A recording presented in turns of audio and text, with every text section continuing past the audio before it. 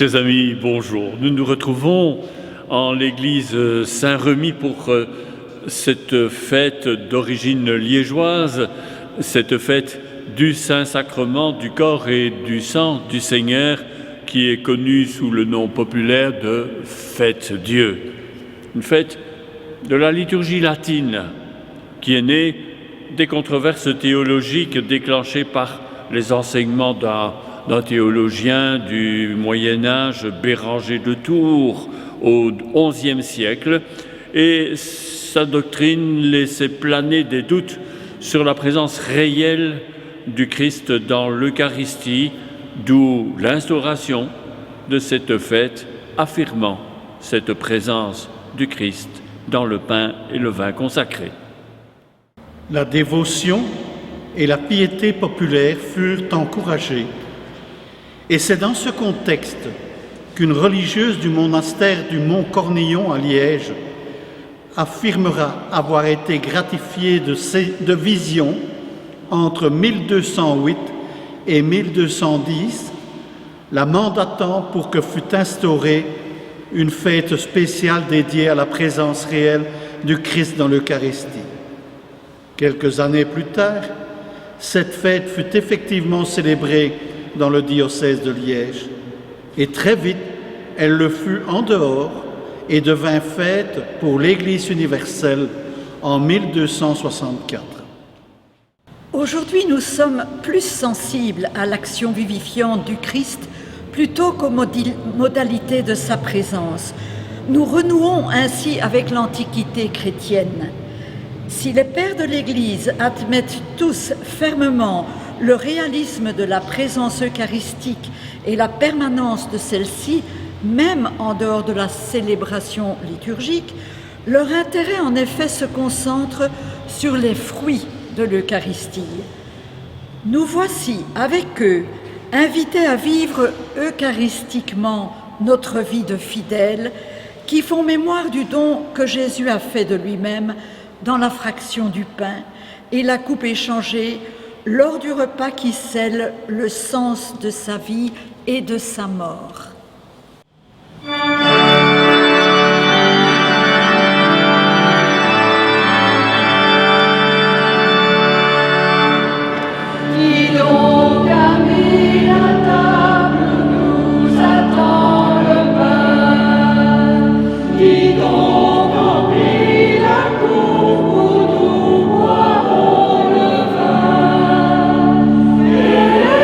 Celui qui nous a conviés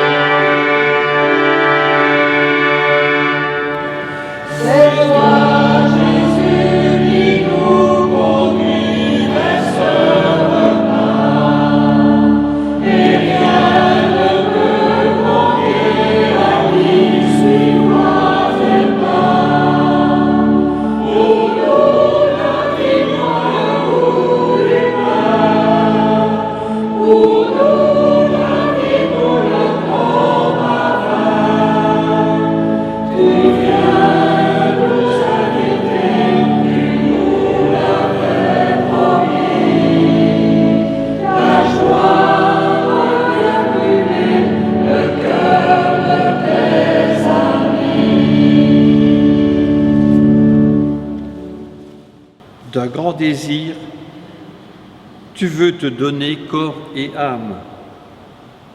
Ton sang est donné au sacrement de l'Alliance. Sois notre vie, Seigneur Jésus, et notre résurrection.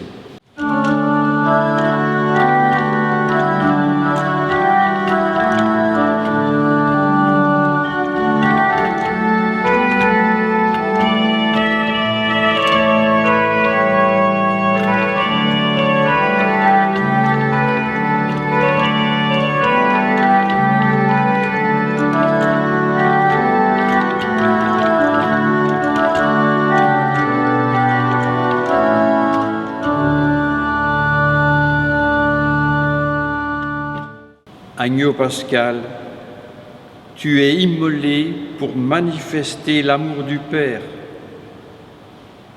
Ton sang est donné pour fonder le peuple de l'Alliance. Sois notre vie, Seigneur des vivants, et notre résurrection.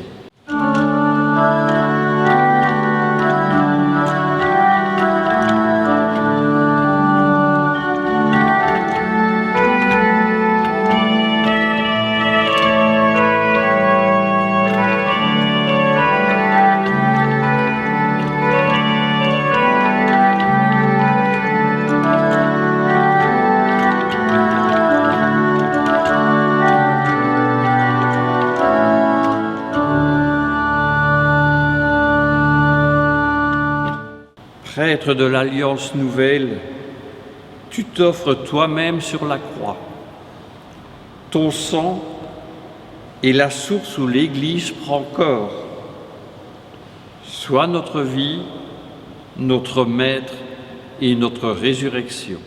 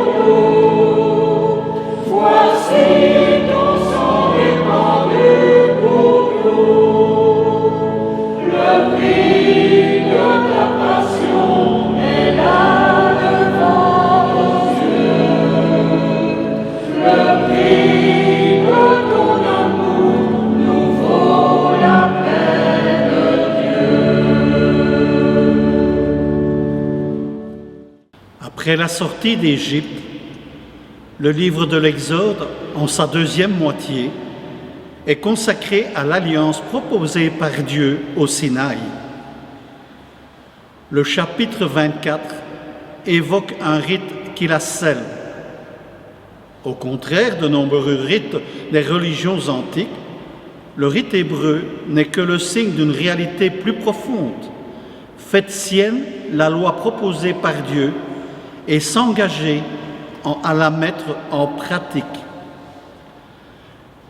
C'est pour rendre physique cet engagement moral que Moïse construit un autel et dresse 12 pierres symbolisant l'adhésion des 12 tribus. C'est Dieu qui propose l'alliance et qui la conclut. Mais Moïse est le médiateur qui officie en son nom. Le peuple est rassemblé, à la fois soumis aux exigences de Dieu et bénéficiaires de ses faveurs. Le sacrifice réalise donc une communion de vie. L'aspersion du peuple après celle de l'autel avec le sang, qui pour un Hébreu est la vie qui appartient à Dieu, signifie le pacte ratifié. Au livre de l'Exode, en descendant du Sinaï, Moïse vint rapporter au peuple toutes les paroles du Seigneur et tous ses commandements. Le peuple répondit d'une seule voix. Toutes ces paroles que le Seigneur a dites, nous les mettrons en pratique. Moïse bâtit un autel et y dressa 12 pierres pour les 12 tribus d'Israël. Puis, il chargea quelques jeunes Israélites d'offrir des holocaustes. Il prit la moitié du sang et la mit dans des bassines. Puis, il aspergea l'autel avec le reste du sang. Il prit le livre de l'Alliance et en fit la lecture au peuple.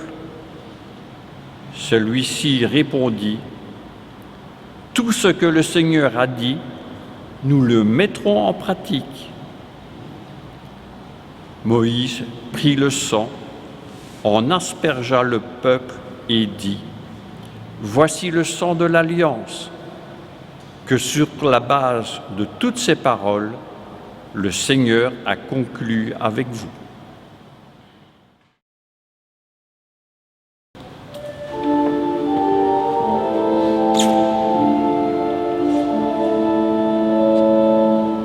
Goûtez et voyez comme est bon le Seigneur. Goûtez et voyez comme est bon le Seigneur. Comment rendrai-je au Seigneur tout le bien qu'il m'a fait?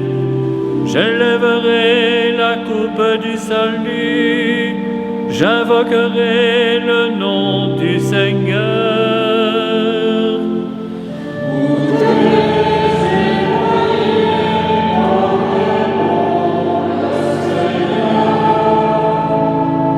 Il en coûte au Seigneur de voir mourir les siens. Ne suis-je pas, Seigneur, ton serviteur, moi dont tu brisas les chaînes?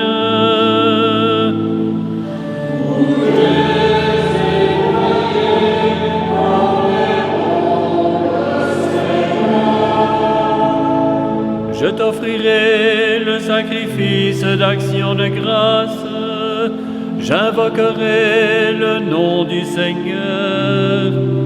Je tiendrai mes promesses au Seigneur, oui, devant tout son peuple.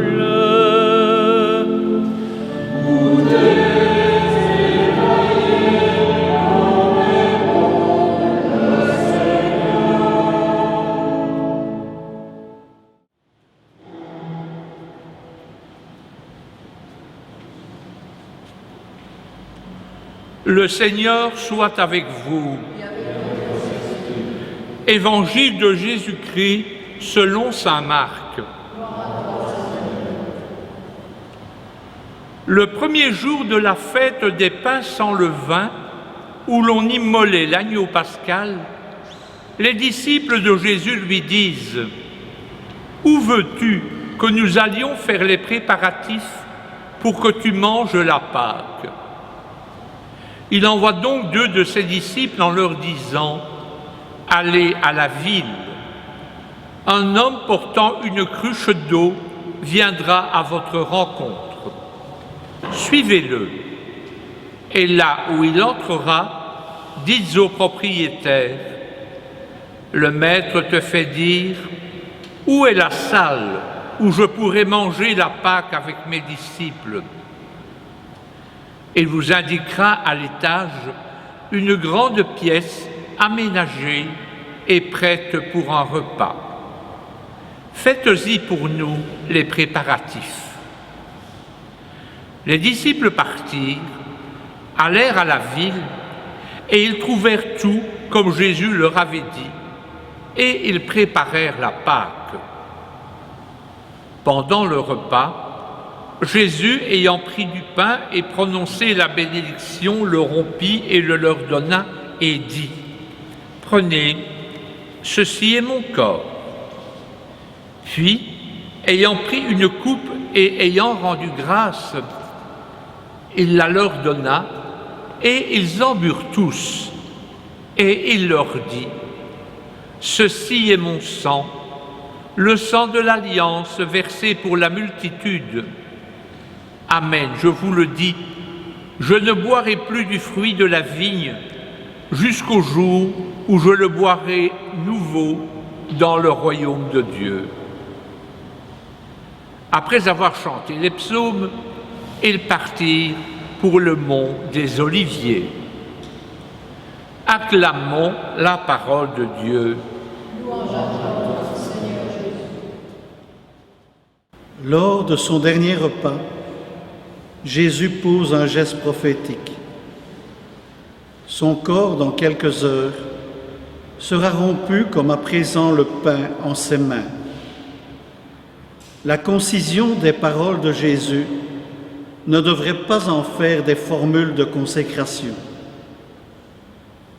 Derrière elle, il y a toute la symbolique du repas d'adieu de Jésus et même toute sa vie toujours livrée à manifester l'alliance nouvelle de Dieu avec tout qui accueille la parole de son Fils. Il y a aussi toute la symbolique des usages juifs. Le ceci est bien plus que le pain et le vin. Il s'agit du pain rompu, du sang versé dans le cadre d'un repas pascal, au moment où Jésus récapitule toute sa vie. C'est en tant que brisé que le pain devient sacrement de la passion du Christ et symbole de sa mort pour d'autres. C'est en tant que répandu que le sang est sacrifice de louange qui renoue une alliance rompue du fait de l'homme.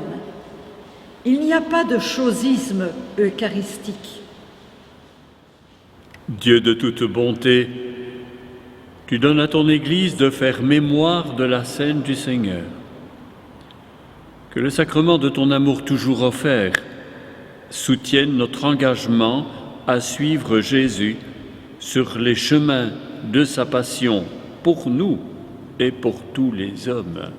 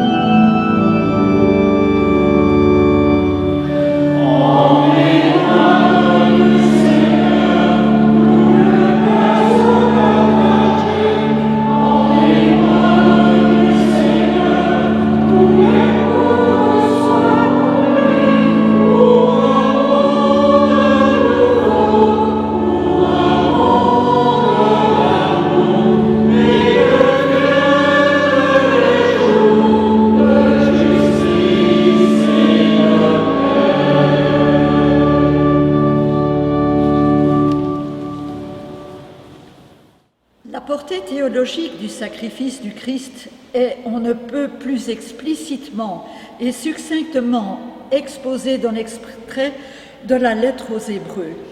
Jésus s'est offert lui-même à Dieu comme victime sans tache.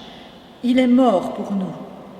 Cette sorte d'homélie, dans un langage très sacrificiel, insiste en fait sur le don que le Christ fait de lui-même.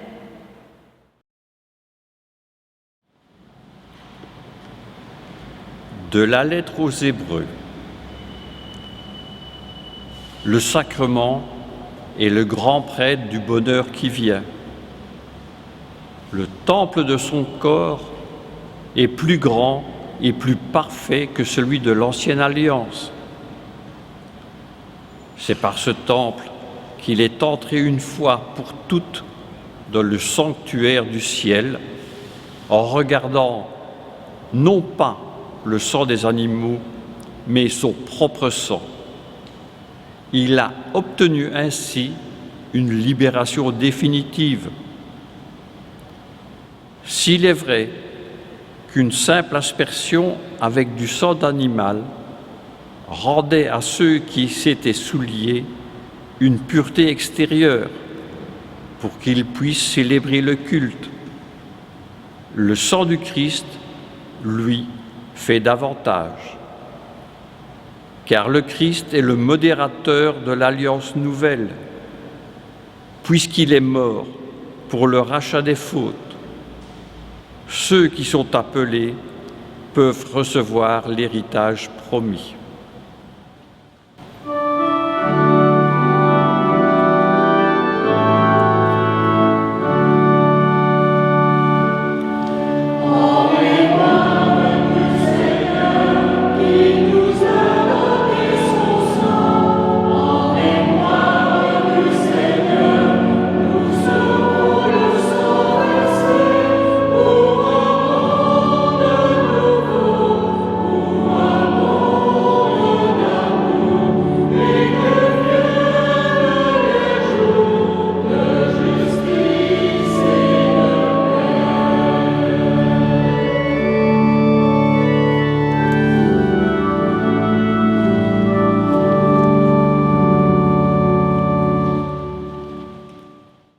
Devant toi, Dieu des vivants, nous élevons la coupe du salut. Et nous te rendons grâce par Jésus-Christ, ton Fils bien-aimé, parce qu'il a bu jusqu'au bout la coupe amère de la passion. Tu lui as donné le nom qui est au-dessus de tout nom, et nous pouvons l'invoquer comme notre Sauveur et notre Dieu. Comment te rendre, Père, tout le bien que tu nous fais? C'est par ton Fils Jésus, le grand prêtre de l'Alliance nouvelle, que nous proclamons ton œuvre de salut et que nous bénissons ton nom. Oh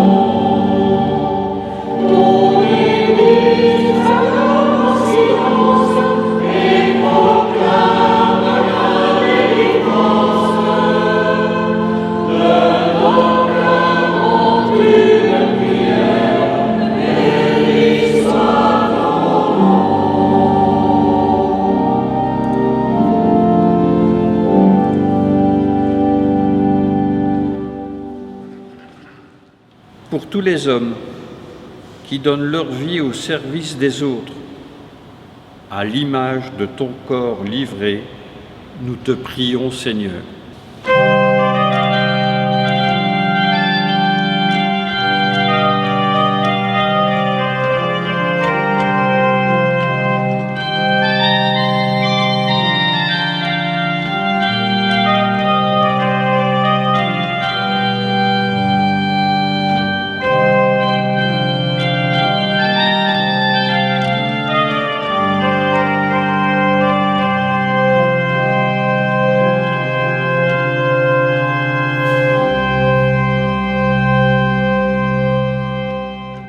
Pour toutes les victimes de la violence, dont le sang est versé injustement, nous te prions, Seigneur.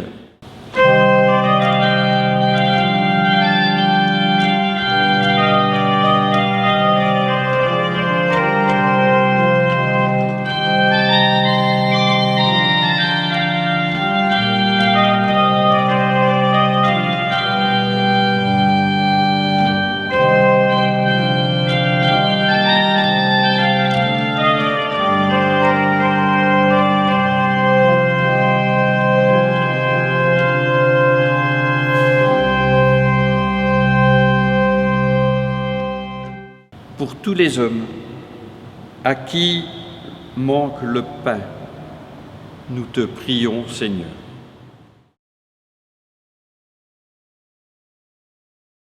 Quand on organise un grand repas, on n'invite pas n'importe qui, car partager un repas, manger ensemble, suppose une certaine connivence, un minimum de familiarité, un début de communion entre convives. Communion appelée d'ailleurs à se renforcer au cours du repas. Manger ensemble manifeste une qualité de relation plus intense qu'une poignée de main. D'ailleurs, nombreux sont les verres de l'amitié, les repas de fête organisés pour exprimer et faire exister le lien qui unit des personnes ou des groupes. Citons les fêtes de famille, de plus en plus nombreuses, les célébrations de mariage ou de communion, les repas d'amicales ou de société. Toutes ces formes de repas sont autant de manifestations d'alliance. Notre existence quotidienne, d'ailleurs, en est parsemée, car nous avons besoin sans cesse de vérifier et de faire exister ces alliances qui nous unissent à d'autres et sans lesquelles nous serions comme perdus sur des îles lointaines. Durant la récente période de confinement, nous avons été privés de ces rassemblements et c'est ce qui nous a fait le plus souffrir. Or, la fête de ce jour, la fête Dieu comme on l'appelle, nous manifeste que Dieu lui-même nous sollicite depuis les premiers jours et qu'il brûle du désir de faire alliance avec nous, ses enfants. Les lectures de cette fête nous montrent aussi combien Dieu s'est adapté à notre culture et d'ailleurs il l'a fait évoluer.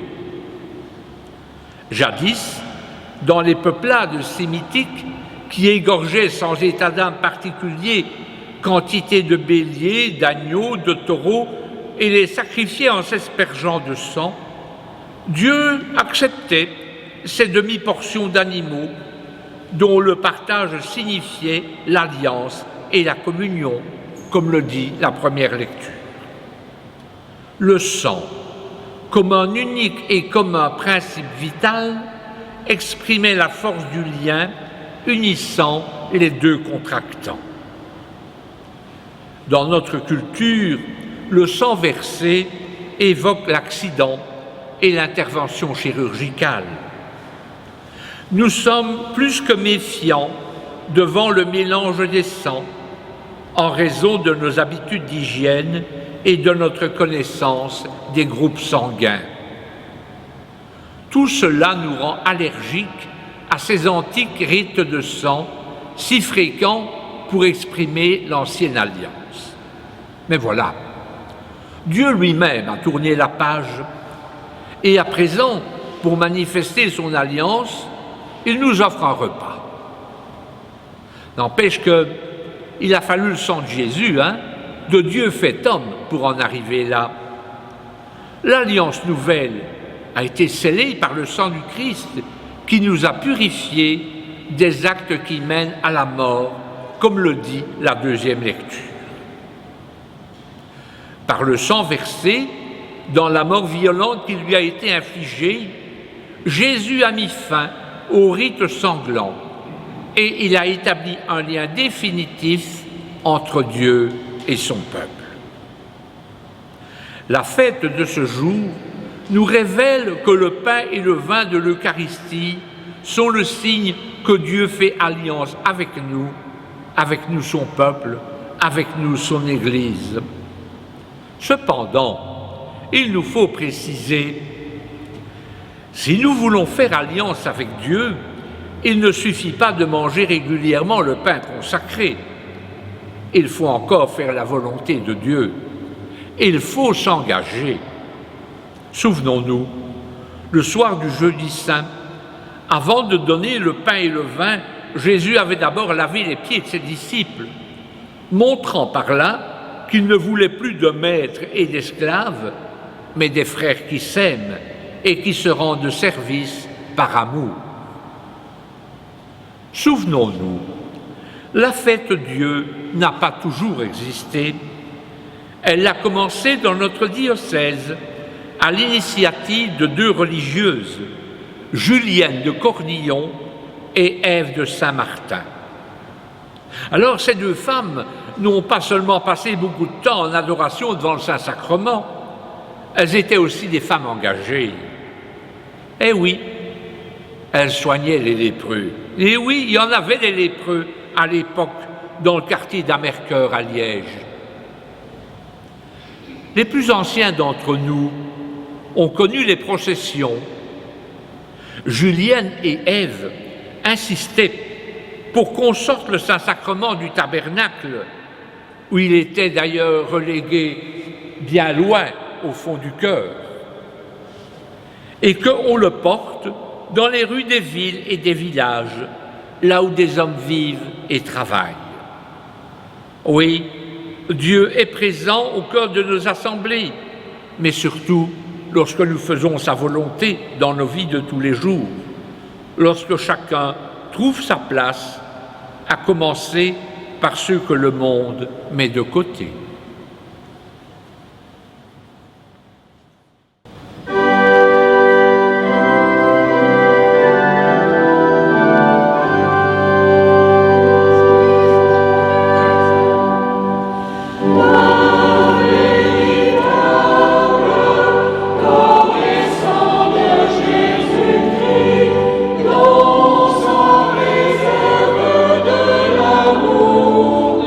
Seigneur.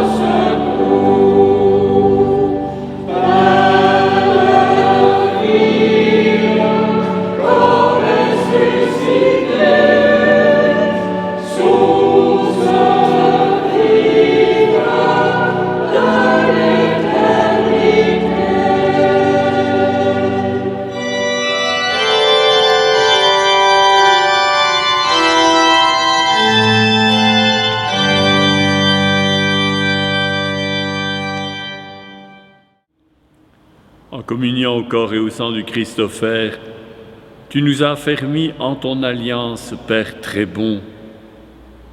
Permets-nous de devenir ce que nous avons reçu, le corps vivant du Christ en ce monde, signe d'espérance pour tous les hommes.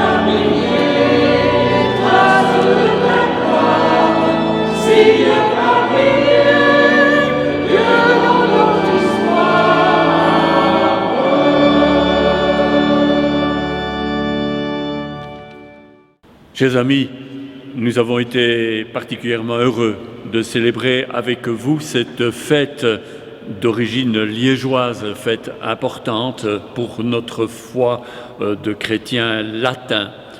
Et à partir de dimanche prochain, selon les nouvelles règles sanitaires, nous pouvons à nouveau nous rassembler en groupe important et nous vous invitons donc à rejoindre à nouveau nos églises pour reconstituer physiquement, si j'ose dire, nos assemblées liturgiques. Nous continuerons cependant dimanche après dimanche une très brève liturgie de la parole que nous diffuserons sur le site de notre unité pour commenter les lectures du dimanche, mais de manière brève, puisque bien sûr ce qui sera important c'est de nous retrouver dans nos églises. Avec cette dernière donc grande retransmission, il me plaît de remercier tout particulièrement Paul et François pour le service qu'ils ont rendu, l'initiative aussi qu'ils avaient eue de lancer ces diffusions de liturgie de la parole pour nous permettre de pouvoir célébrer ensemble d'une certaine façon ces dimanches. Je remercie bien sûr aussi les lecteurs qui se sont succédés, les chorales qui ont investi en temps, en énergie et en bonne volonté tout au long de ces semaines pour vous retrouver. Il me reste évidemment, quant à moi, à vous souhaiter un très bon dimanche d'abord, à souhaiter que nous puissions vous revoir très bientôt dans les églises et éventuellement de nous retrouver dimanche prochain pour cette liturgie de la parole plus brève. À bientôt.